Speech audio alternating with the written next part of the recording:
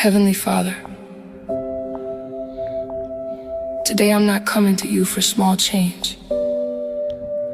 I'm coming for a reset. Reset my mind where it's been overwhelmed. Reset my heart where it's been hurt.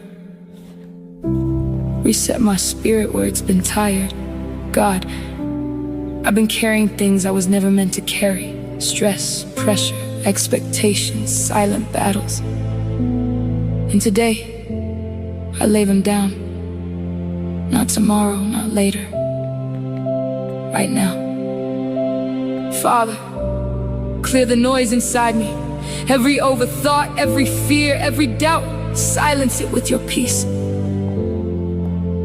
I don't want to keep living on autopilot. Wake me up spiritually.